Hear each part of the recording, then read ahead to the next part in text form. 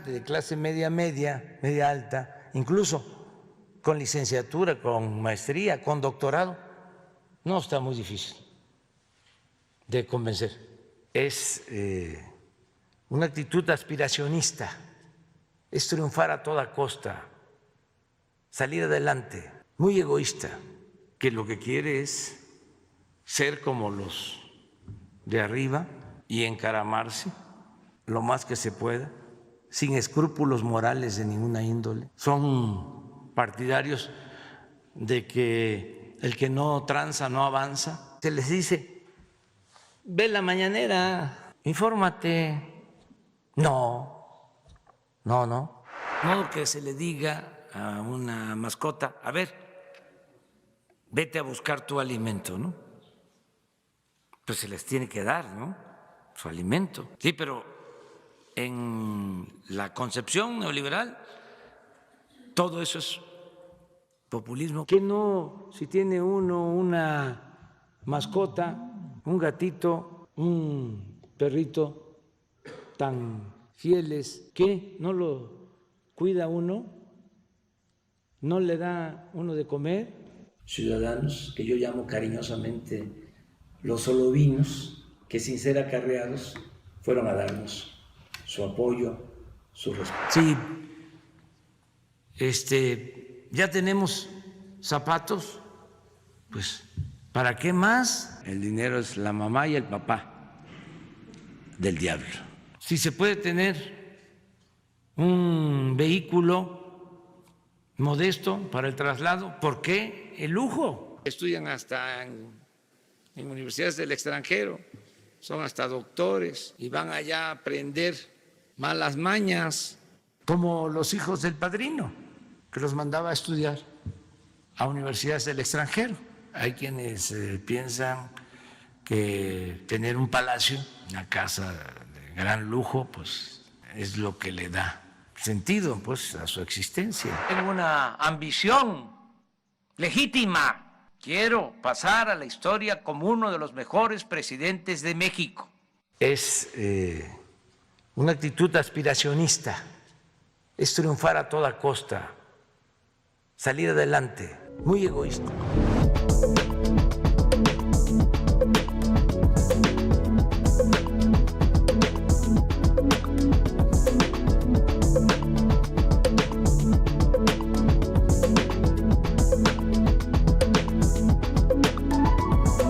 Muchas gracias por estar con nosotros. La revolución del debate, el dedo en la llaga en su primer aniversario con invitados de lujo y con un tema muy importante y muy trascendente.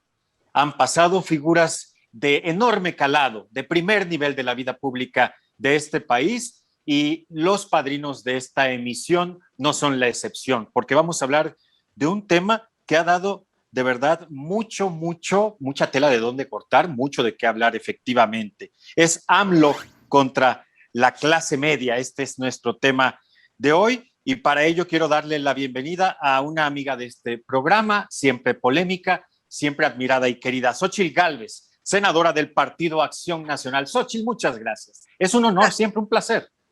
Muchas gracias, qué gusto saludarte a ti, especialmente. Héctor, qué gusto coincidir contigo en este programa. Qué gusto, Xóchitl, un abrazo. Y efectivamente está Héctor de Mauleón, escritor y periodista. Él es polémico, él también es un personaje controvertido, un gran crítico y un periodista de altos vuelos. Gracias, querido Héctor. Es la primera vez que estás con nosotros. Esperemos que no sea la última. Muchas gracias. Muy bien. Después de las elecciones del 6 de junio y de haber dicho que estaba muy feliz, el presidente de México se lanza contra la clase media, a la cual acusa, de alguna manera, de la derrota del partido oficial en la capital de la República Mexicana y en otras regiones y en otros lugares de la República. Así que, bueno, eso de estar feliz estaría en tela de juicio. Desde entonces, sus baterías, improperios, ataques y misiles cayeron sobre este sector de la población mexicana que le dio la espalda, según él, y es lo que vamos a analizar hoy también, en la Ciudad de México.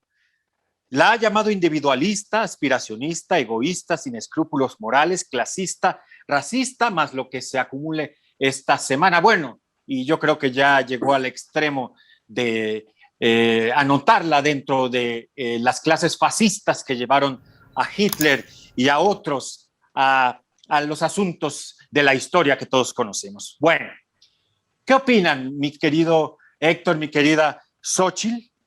¿Qué opinan de estos embates contra la clase media? Xóchitl, ¿por qué?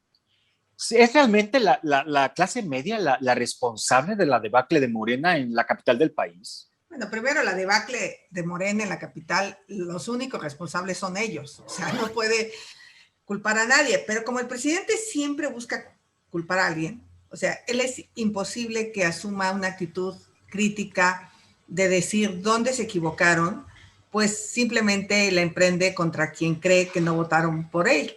Y efectivamente, la clase media en las votaciones, yo que contendí por Miguel Hidalgo, pues es muy claro, por ejemplo, hacia dónde se mueve el Escandón, que es clase media, hacia dónde se mueven las Anáhuac, Popotla, algunas colonias de clase media de la Miguel Hidalgo, porque hay un contraste con zonas extremadamente populares donde las dádivas, o sea, son el común denominador de estos gobiernos de izquierda de la ciudad.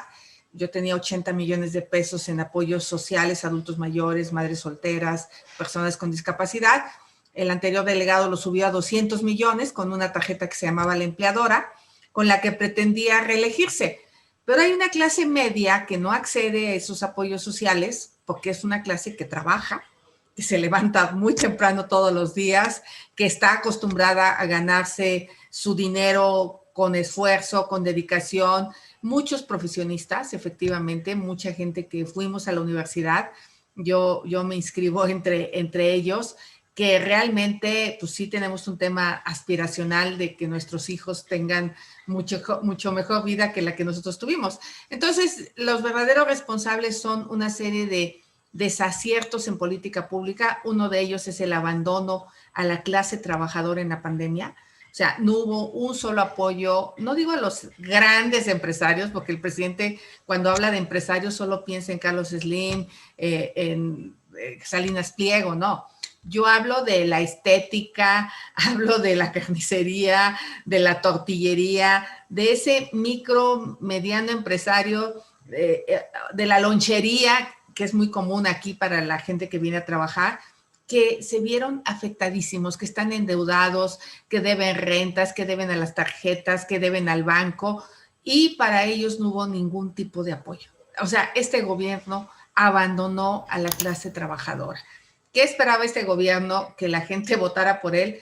Pues claro que no, la gente entendió que quiere un gobierno que deje de estarse peleando para que empiece a impulsar políticas públicas enfocadas a mejorar la economía. Y luego la inseguridad, pues le pega al que hizo el esfuerzo de comprarse un celular y pum, viene el asaltante, se lo lleva.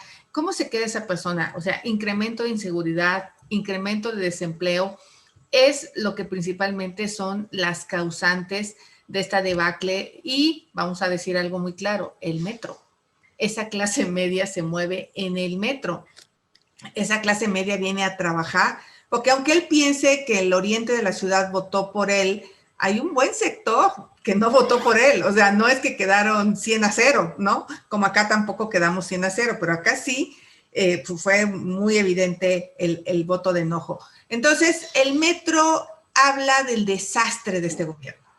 Un mal mantenimiento, una mala construcción, y hasta el día de hoy solo tenemos una renuncia, y eso porque ya era insostenible Florencia Serranía, pero no hay una sola persona en la cárcel. Eso sí que enojó, y también el trato a las mujeres. Yo creo que ese es otro dato importante, este trato de desconocer la problemática de los feminicidios y la violencia en las mujeres. Muy bien, muchas gracias, Xóchitl. Yo creo que muy de acuerdo con esta radiografía.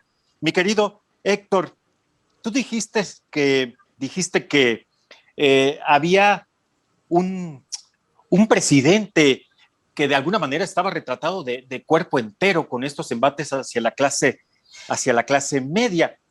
¿Qué quisiste decir con eso? ¿En manos de quién estamos? Decías que estamos en manos de este personaje. ¿Cómo consideras tú al presidente, Héctor? No, yo creo que desde que llegó al poder comenzó a atacar y a lacerar a un sector de la población que lo había apoyado y que había logrado precisamente y había colaborado en gran parte en su triunfo arrollador en 2018. Comenzó atacando a los burócratas, siguió con los académicos, con los científicos, con los artistas que habían promocionado su movimiento y que habían llamado al voto, cerró fideicomisos, fue acotando el margen de acción de un sector de la población que muy pronto se vio afectado por sus decisiones. Fue creciendo, yo vi cómo fue creciendo una especie de desencanto no dicho o no admitido puntualmente, pero era evidente cómo a las decisiones del presidente las comenzaba a rodear el silencio, no el rechazo, pero sí el silencio de quienes habían creído en su proyecto y quienes lo habían apoyado de manera muy, muy entusiasta, ¿no? Se da el fenómeno de la pandemia y entonces la población vive una cosa que es una de las experiencias más amargas que se recuerden en este país, tal vez desde la revolución. Comenzamos a ver el cierre de negocios, la gente desesperada, sin ayuda y sin recursos. Comenzamos a ver multitudes afuera de los hospitales buscando una cama. Comenzamos a ver las colas en los lugares donde vendían o recargaban tanques de oxígeno. Y al mismo tiempo, el mensaje que mandaba el presidente era de absoluta indiferencia, el que tenga que quebrar, que quiebre, y al mismo tiempo de una insensibilidad pavorosa, riéndose en la mañanera mientras el país estaba viviendo este drama, haciendo chistes con el subsecretario de Salud.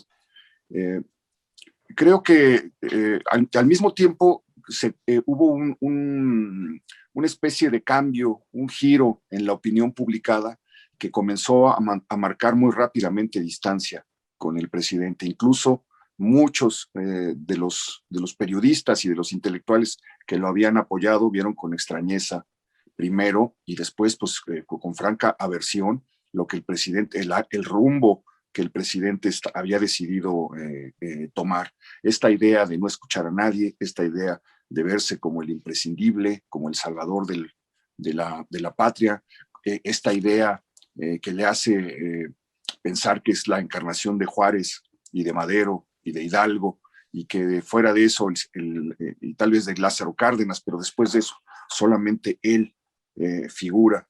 Y este discurso que daba la impresión de que no solamente había ganado una elección, que había ganado ya la historia y que había ganado los libros de texto y que esto no se iba a acabar nunca, esto no era un sexenio, esto era una era, etcétera. Creo que fue distanciándolo de un sector de universitarios, de gente mayoritariamente, que forma mayoritariamente la clase media, y no vieron venir o no se esperaban en medio de la arrogancia, de la soberbia que los ha caracterizado desde que llegaron, no vieron venir lo que se estaba gestando en los centros urbanos, que fue precisamente la combinación de todas estas cosas y luego el hecho incontestable de que la violencia que iba a quedar resuelta en un día, y que después iba a ser resuelta en 6 meses y que después iba a ser resuelta en un año, alcanzó niveles no vistos ni siquiera en los gobiernos que los mismos partidarios del presidente habían tachado de genocidas. Una espiral de homicidios brutal, la manera en la que perdimos regiones enteras del país en manos del crimen organizado, las masacres negadas, la vuelta de lo que ya no se veía, que eran el convoy armado de hombres armados recorriendo las rancherías, las poblaciones, las carreteras, etcétera. Héctor, querido, pero aquí perdón. Tal vez podemos coincidir con el presidente que lo heredó, ¿no? Finalmente, sí lo heredó, aunque tú te refieres a que no ha podido con el paquete, es lo que entiendo. No, él heredó un país que, por cierto, hoy está mucho peor del país que él heredó. Ahí están todas las cifras. Eso es incontestable. Ahorita 3 años. Él heredó un México muy complicado. El problema es que él dijo que iba a solucionarlo todo y no solamente no lo solucionó, sino que se agravó en todos los órdenes. El sistema de salud precario, pero que alcanzaba a satisfacer demandas, se desbarató y se cayó. El abasto de medicinas se cayó. Él se inauguró con un desabasto de gasolina por una decisión propia. Comenzó con eso. La inseguridad con la política de abrazos, no balazos, de desmantelar a la policía civil para formar una cosa que no ha dado resultados, que se llama la Guardia Nacional y que consiste nada más en poner retenes y en hacer patrullajes por la ciudad. El hecho de no invertir en inteligencia, el hecho de darle, creo que fue muy sensible para la clase media y las clases ilustradas, las clases universitarias, etcétera, el hecho de darle cada vez más poder al ejército y más funciones al ejército. La lista de responsabilidades que hoy tiene el ejército parece un directorio ya telefónico en una sociedad que respetaba al ejército, pero que sabía que el ejército estaba para ciertas cosas, que no quería ver al ejército deteniendo ciudadanos ni investigando ciudadanos, porque la experiencia latinoamericana a ese respecto pues es muy clara. Y luego, en la experiencia internacional que dice que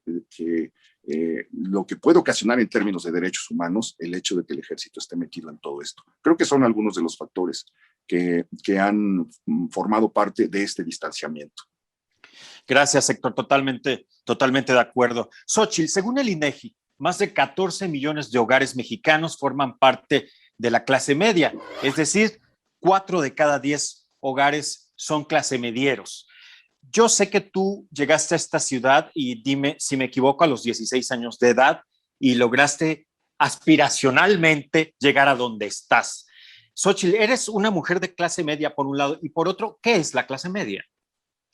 Bueno, yo arranqué en la clase baja, o sea, mi arranque fue justamente en el Valle del Mezquital, en una pobreza atroz, donde había que acarrear agua, donde no había más que escuela primaria, donde había un cacique que decidía el destino de nuestro pueblo y había privilegiado pues, su corrupción. Y visitar la Ciudad de México en 1973 para mí fue un gran impacto conocer una regadera, conocer una taza de baño, o sea, para mí fue como mi objetivo aspiracional y después pues poder sacar a mi madre de esa brutal miseria y de esa brutal violencia, porque ella vivía ambas cosas. Entonces, sí tengo que reconocer, yo llegué a vivir a Iztapalapa, a un cuarto de azotea, que fue lo que me alcanzó.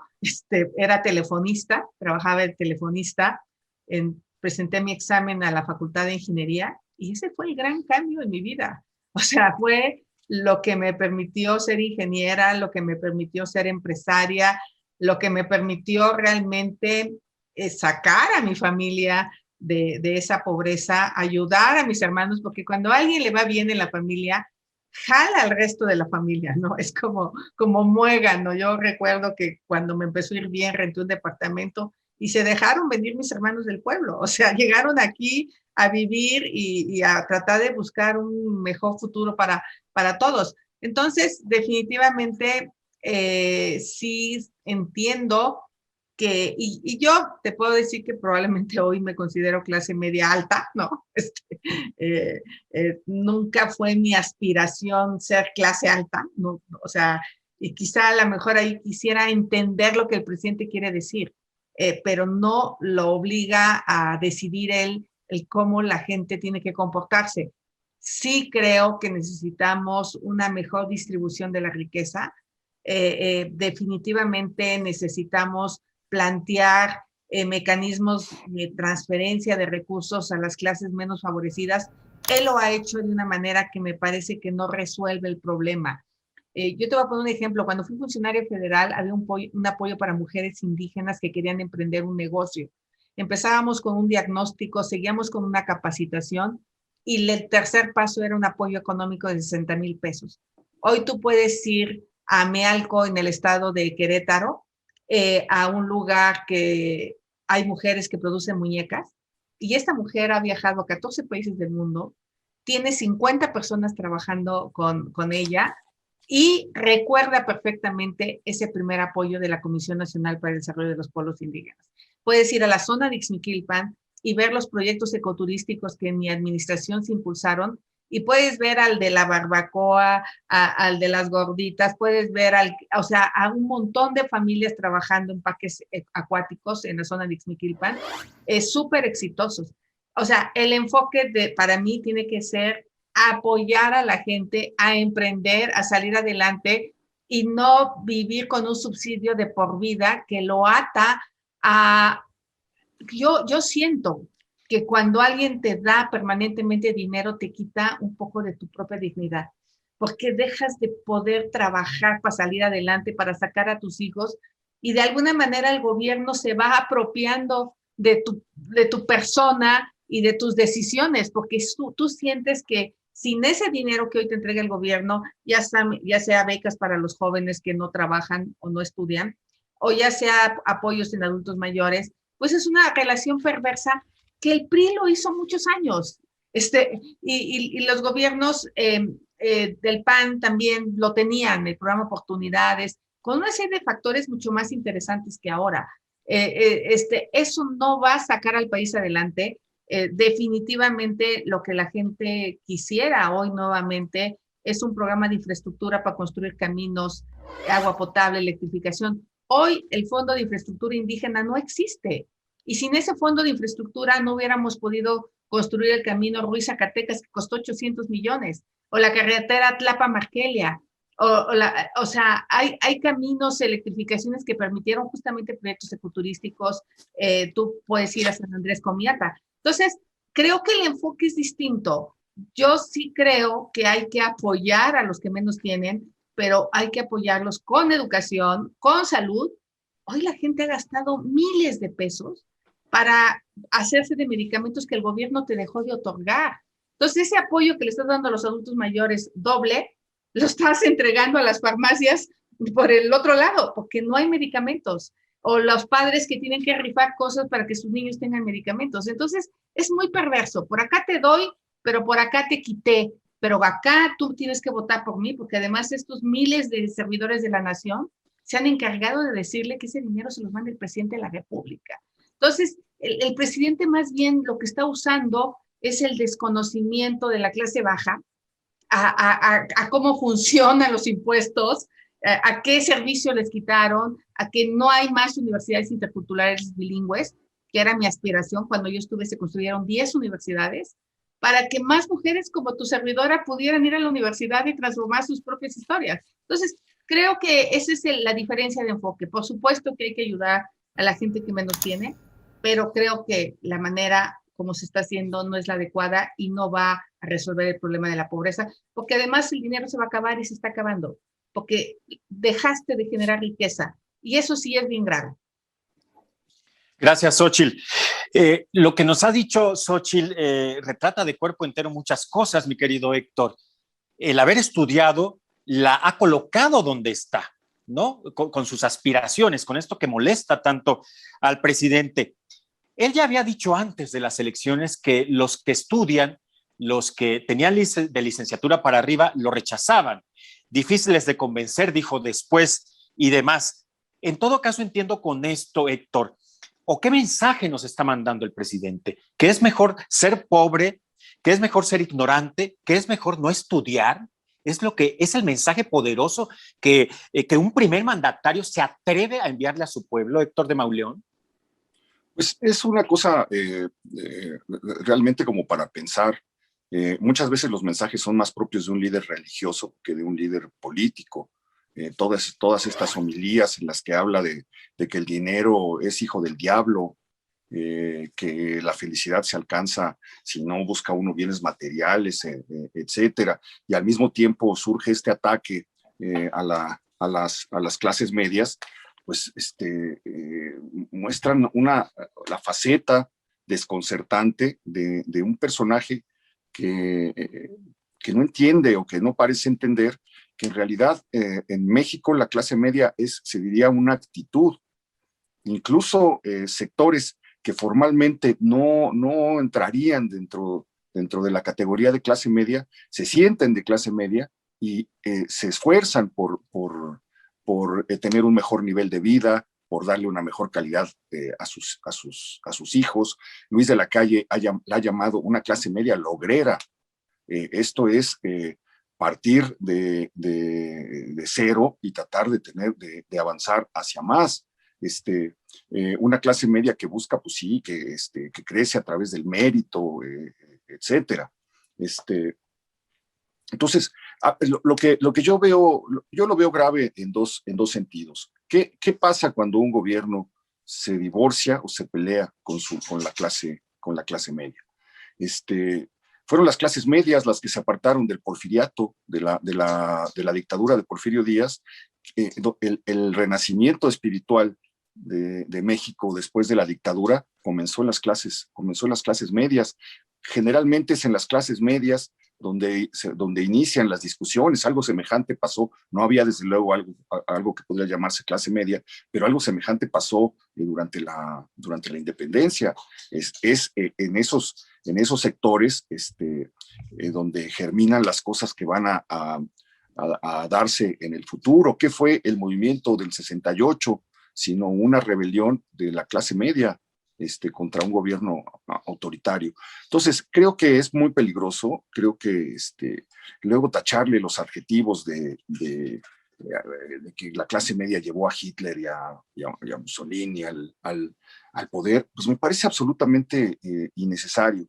Pero lo que creo es que son también gestos de desesperación de un presidente que vio que pues ya se le acabó, está a la mitad de su sexenio y parece que el sexenio ya se acabó. Un presidente que antes de la elección había mencionado no sé cuántas veces, 1000 veces, el asunto de su posible reelección, negándole, diciendo que él era un demócrata, etcétera, y después de la elección dejó de usar la palabra reelección para comenzar a hablar de sucesión muy pronto, de una manera muy anticipada. Entonces es un presidente que de alguna manera ve acotado su margen de maniobra, ve que ya tiene problemas de dinero para seguir sosteniendo este sistema de dádivas que alivia, pero no resuelve. Alivia, desde luego que alivia en sectores olvidados eternamente, pero que no resuelve y que es un dinero sin retorno, que no crea un mercado interno como podría haber sido el propósito de lograr esta distribución. No lo ha logrado. Entonces, pues más bien veo un presidente irritado, veo un presidente que ya no busca quién se la hizo, sino quién se la pague. Este tribunal de la verdad que estableció el día de ayer para cuestionar, sentar en el banquillo las notas que le incomodan, etcétera, pues me parecen gestos desesperados de alguien que busca asirse desesperadamente a una visión de las cosas que francamente no está resultando. Ahorita se daban a conocer a 3 años del triunfo de Andrés Manuel López Obrador las cifras de México, y todas las cifras son, o la mayor parte de las cifras, por conceder algo que es, por ejemplo, el aumento en la recaudación fiscal, pero la mayor parte de las cifras pues son negativas para su gobierno. Oye, Héctor, no es darse un tiro en el pie, porque la clase media fue la que finalmente, y las mujeres, los que decidieron la elección, la histórica elección del 2018, no es estos ataques, como dices tú, innecesarios, no es estarse pues dando un balazo en el pie. Mira, yo creo que, por ejemplo, la Ciudad de México ha sido una ciudad progresista desde hace muchos años. Es la ciudad donde se han dado las grandes discusiones, donde se han hecho las grandes conquistas de libertades, de derechos, de espacios, etcétera.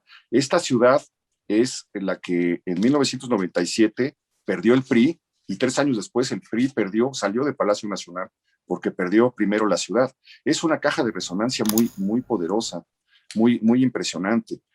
Cuando descalificas el movimiento de las mujeres y dices que forma parte de un sistema de provocación, de una conspiración para golpear, cuando metes la desconfianza y luego las gaseas, etcétera, pues lo que estás haciendo lentamente es irte divorciando de una ciudad progresista.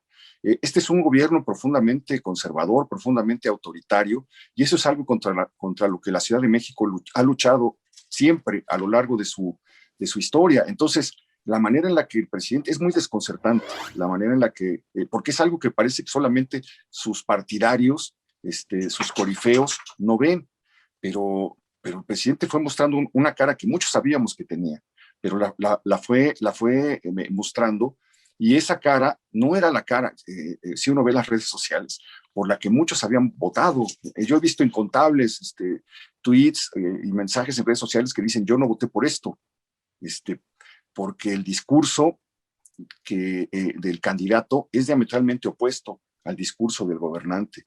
Y yo creo que ahí está ya plantada, sembrada, la derrota de Andrés Manuel López Obrador. Yo creo que ya la 4T ya fracasó. Creo que el gobierno de López Obrador ya fracasó. Y creo que lo que tenemos que pensar de manera urgente es en cómo se va a reconstruir esto, y sobre todo cómo se va a cerrar la herida que está dejando de polarización, de división, de discordia, de envenenamiento, este clima tóxico que en gran parte él ha generado. ¿Cómo se va a aliviar cuando él se vaya? Porque es incontestable que muchas de las cosas que él está golpeando, la clase media entre ellos, va a seguir, y López Obrador se va a ir cuando se acabe su sexenio. Pero esa clase que él ha lastimado y que ha insultado, como todos los sectores que ha insultado y lastimado, ahí van a estar. Totalmente de acuerdo. El 57%, según Roy Campos, todavía lo apoya. Ese porcentaje son los solovinos, que él llama con mucho cariño, son las mascotas y otros improperios que yo la verdad es que no entiendo cómo se atreve a pronunciarlos. Clasista y racista, ha dicho el presidente Xóchitl a la clase media.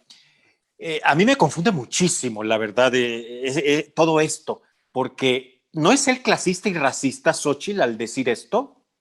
Al separar, al estar pues atizando la polarización. Yo provengo de una comunidad indígena y sí te puedo decir que somos una sociedad racista, más bien clasista, pero no la clase media, sino la sociedad en general. No tanto racista, porque pues aquí la mayoría son morenos, ¿no? No puedes ser tan racista como negros y blancos. Y entonces aquí más bien sí hay un clasismo, o sea, sí existe, pero como un tema de la sociedad, y los pueblos indígenas sí han sufrido esa discriminación. O sea, yo cuando llego a la universidad con trenzas, guaraches, sí sentía el clasismo, ¿no? Sí sentía como, y además con un sonsonete muy marcado de mi tierra, ¿no? De cantar las palabras al final, que es un modo asociado a indígenas, ¿no? O sea, por eso cuando tú quieres insultar a alguien, tú le dices pinche indio, ¿no? Como un insulto. Pero eso no tiene que ver con lo que el presidente quiere decir. O sea, él más bien se refiere a una clase media que no valora su gobierno. Esta clase media no se da cuenta que él es el salvador de la patria y entonces la responsabiliza del fracaso de la elección de la Ciudad de México. Pero pues realmente esta clase media está pensando en cómo sobrevive hoy. Hoy lo que está pensando es cómo paga la tarjeta, cómo paga la hipoteca, cómo paga la renta. Ahorita esta clase media, perdón, siempre ha sido súper solidaria. Esta es la clase media que atiborra de alimentos cuando hay un sismo. Es la clase media que apoya a la Cruz Roja cuando hay un huracán. Esa es la clase que más se mueve en esta ciudad porque es demasiado solidaria. Pero en este momento, en este momento esta clase media está peleando por no caer y ya cayeron 10 millones. O sea, ya cayeron 10 millones. Pareciera que el presidente lo que quisiera es que todos sean pobres para entonces ahora sí tener control absoluto de tu destino. O sea, es muy... Y seguir privilegiando a los grandes empresarios. Porque a los grandes empresarios hoy en México, con todo respeto, siguen ligados al poder económico. Claro que van a reparar la línea 12 del metro. No, pues si no es un favor, es obligación. Fue una mala construcción, pero todavía faltan los 26 muertos, eso todavía no lo deslindamos. Pero hay una élite empresarial que siempre va a estar del lado del presidente, pero el resto de los mexicanos, la clase media, pues hoy no está en esa situación. Entonces, si somos clasistas, yo diría sí, pero no desde la visión que el presidente lo está aplicando, porque sí se ha sufrido una discriminación tremenda al que, y también a la persona con discapacidad y también al indígena y a las mujeres, pero eso está en otro, él trata de insultar a la clase media porque no votaron por él, no por un tema cultural de comportamiento en otro sentido. Y yo creo que él está muy, muy enojado porque sabe que la Ciudad de México representa el inicio del fin. Aunque hayan ganado otras gubernaturas, hay estados que representan Tlalnepantla, o sea, o la Cuauhtémoc, en fuerza económica, en potencialidad.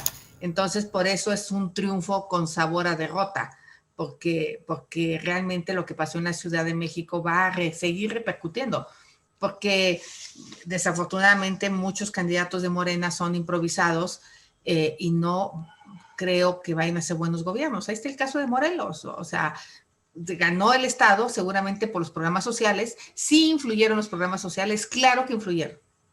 Claro que tienen que ver con el triunfo de estos estados donde hay demasiada gente de escasos recursos económicos. Pero las capitales no las ganaron porque es donde la gente más tiene la cultura del trabajo. Oye, Xóchitl, cuando él dice aspiracionista con estudios y triunfar a toda costa, ¿no se definió a sí mismo? Porque, bueno, todos sabemos lo que le costó ser presidente. ¿No está hablando, no se está mordiendo la lengua? Pues mira, lo que te checa, te choca, ¿no? O lo que te choca, te checa. Es un dicho mexicano, o sea, lo que más te choca, pues eres lo que tú mismo representas. Y yo creo que la palabra aspiracionista, pues es una palabra positiva.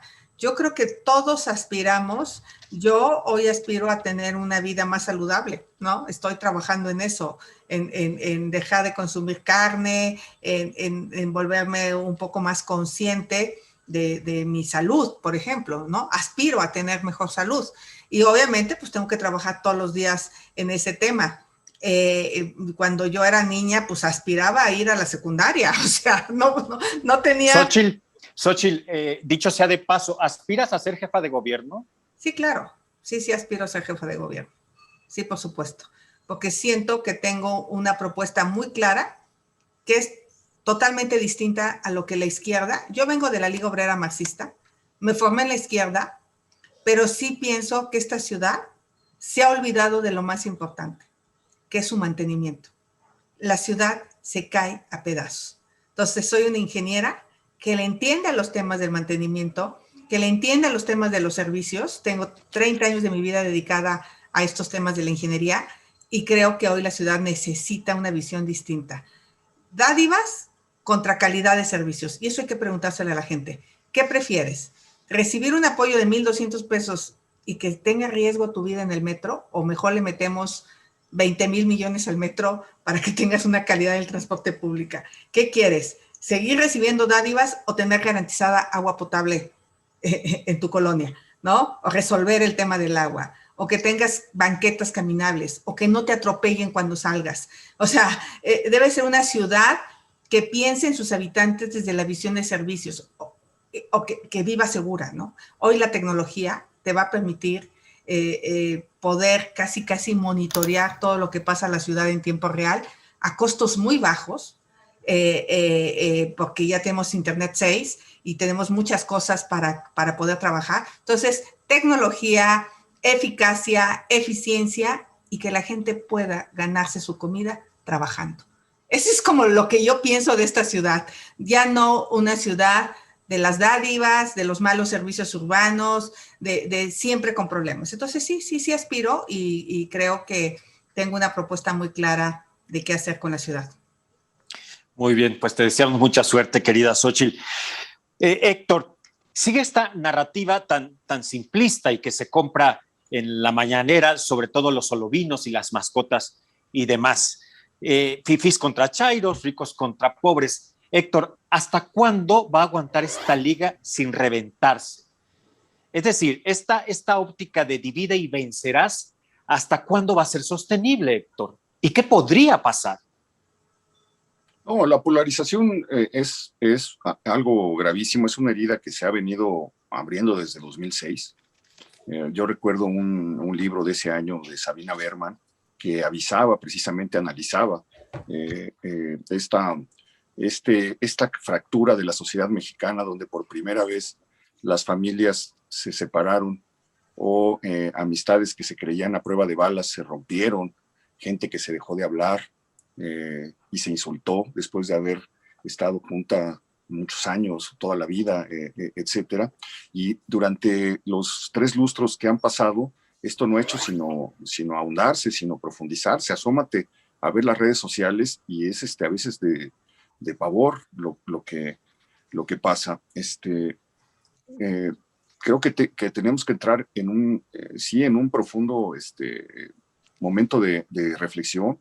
Por lo pronto, dejar de repetir esas palabras. Yo me niego a decir que a alguien que no piensa como yo, hay que decirle de tal modo, o hay que denigrarlo, o hay que rebajarlo, o hay que considerar que le falta estudio, o que está comprado, o que todas estas cosas que repetimos todos los días son cosas que simplemente van ahondando y van haciendo más difícil que se vaya a cerrar esto.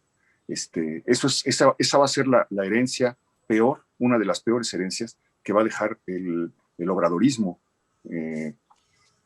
Porque te repito, López Obrador se va en 3 años, pero la estela de odio y de envenenamiento puede durar mucho tiempo. Yo he estado leyendo sobre la historia de México en el siglo XIX, desde Iturbide hasta Porfirio Díaz, y el hilo secreto de la historia de México en el siglo XIX es el odio. México, la enfermedad de México ha sido el odio. En el siglo XIX, hermanos contra hermanos se mataron, se persiguieron, los compañeros que habían compartido aula y pupitre y habían estado sentados codo con codo aprendiendo las primeras letras se mataron, etcétera, por lo que podríamos llamar una ideología y por la intolerancia hacia las ideas del otro. Entonces, pues sí creo que tenemos que entrar ya en un proceso como nación de empezar a ver cómo sanar cuando esta pesadilla haya terminado. Muchas gracias. Héctor de Mauleón, yo quiero agradecerles a los dos, de verdad que en este primer aniversario hayan arrojado luz importante a este tema. Ahora que mencionabas lo de las redes sociales, Héctor, seguramente nos van a tundir, pero yo quiero informar, como ya les había yo dicho a ustedes, había un senador de Morena invitado a esta emisión, pero bueno, finalmente creemos que no pudo estar o no quiso, no lo sabemos. Pero bueno, al final no estuvo, pero en la pluralidad y en honor a la verdad y al debate de ideas, pues estaba invitado alguien del partido oficial, pero bueno, finalmente no estuvo. Está Xóchitl Gálvez, a quien yo agradezco y reconozco, y te deseo mucha suerte, Xóchitl. Yo sé de tu lucha y eres una mujer de clase media que aspira mucho y seguramente llegarás. Xóchitl Gálvez, senadora del Partido Acción Nacional, ¿definirá la clase media el 2024? Esa clase media donde el 60% de los mexicanos nos consideramos clase medieros, ¿será así? Definitivamente así va a ser. Y yo creo que hay que tener muy claro lo que es la aprobación del presidente y lo que es el voto de la gente por un partido u otro. La aprobación del presidente generalmente, al menos desde el punto de vista cultural mío, hay un gran respeto por el presidente, quien sea. Así fuera el tirano más grande, cuando se decía que iba a pasar por el pueblo, se le esperaba y se le lanzaban vivas, porque era el presidente de la República, aunque sabíamos que nos tenía olvidados. El hecho de que el presidente vaya con una problemática de desempleo, de inseguridad, el tema de cambio climático, donde hoy le dejamos de apostar a las energías limpias, pues definitivamente sí va a haber un sector de mexicanos que califique ese gobierno y seguramente no lo van a volver a aprobar, porque además el próximo candidato no va a ser el carismático Andrés Manuel López Obrador, porque quieras o no, es un hombre que genera empatía. Entonces, sí creo que la clase media lo que va a analizar son los resultados y no quiero atreverme a ser más negativa, pero lo que está pasando con los niños con cáncer hoy es algo terrible y se amplía a la falta de medicamentos de muchas otras enfermedades. Es un desastre por un tema. Son ineptos. Y la ineptitud está costando vidas en este país. Sin lugar a dudas, sin lugar a dudas. Gracias, Xóchitl. Siempre serás bienvenida en este espacio. Muchísimas gracias y es un honor, un privilegio en este primer aniversario tenerte de madrina, como ha sido un privilegio tener a Héctor de Mauleón, un hombre que es necesario y prioritario leer siempre y estar atentos y pendientes a lo que dice, aunque a muchos no les guste. Y un honor estar en el destape, de Xóchitl. Sí. Se está destapando Xóchitl Gálvez, tiene toda la razón. Y en exclusiva en el primer aniversario de esta emisión, El Dedo en la Llaga. Es algo que he dicho de manera permanente, no me gusta. Sí, yo lo sé. Pero bueno. Sí. Nos queríamos adornar también, Xóchitl, nos queríamos adornar. Héctor, la revocación de mandato el próximo año, en marzo, si mal no recuerdo, ¿podría ser definida por la clase media? Yo creo que estamos frente a un presidente que sigue siendo muy fuerte, ha perdido popularidad, estaba en el 80%, ahorita está en el 60, 57, etcétera. Pero que es un presidente que, a pesar de ser muy fuerte, tiene un gobierno muy malo. Se da la paradoja de que el presidente tiene aprobación y su gobierno tiene desaprobación. Y yo creo que este deterioro va a continuar. No sé si alcance o hasta qué punto alcance. Nadie, un mes antes de las elecciones, es decir, antes de que se cayera la línea 12, nadie podía anticipar que la ciudad se iba a sufrir este revés para la 4T. Entonces, pues falta todavía muchos meses. La situación está cada vez más crítica en muchos sentidos. Por ejemplo, la suma de masacres, 10 masacres han ocurrido en México simplemente después de la elección. Entonces, siento que la tiene muy complicada el presidente, que creo que eso explica el hecho de su irritación, el hecho de que se vea tan acorralado, tan molesto, etcétera. Y no sé si esto vaya a alcanzar para que tenga un resultado adverso en la revocación. Lo que sí es que de los 30 millones que votaron por él y que creyeron en él, pues varios millones ya han desertado. Totalmente de acuerdo, mi querido Héctor de Mauleón. Yo quiero agradecerles de verdad infinitamente su generosidad, su tiempo. Reitero, son autores y actores políticos, figuras públicas muy importantes que hay que estar pendientes de sus dichos. Muy bien, quiero agradecerles. Hoy cumplimos un año de esta emisión que surgió en la pandemia y surgió también, debo decirlo, porque otros proyectos en la televisión y en las noticias se vinieron abajo debido a la crisis económica y después a la pandemia. Pero yo estoy muy contento y muy satisfecho de este primer aniversario y de haber contado con personalidades como Xóchitl Gálvez y como Héctor de Mauleón. Pero rápidamente quiero decir que aquí han estado Carla Estrada, Martí Batres, Genaro Villamil, Paloma San Basilio, Kenia López Rabadán, Álvaro Cueva, Raquel Vigorra, Chacho Gaitán, Alejandro Armenta, Roy Campos, Ana María Olabuenaga, Citlali Hernández, María Elena Morera y una larga, muy larga lista de periodistas y de políticos y de personajes de la vida pública de México. Le agradezco a Manuel Ledesma en la producción y a Kobe en la edición, además de a Ileana Dávila en la agenda. Yo soy Tony Aguirre, esto fue El Dedo en la Llaga, la revolución del debate en su primer aniversario. AMLO contra la clase media, castigo y condena. Hasta la próxima.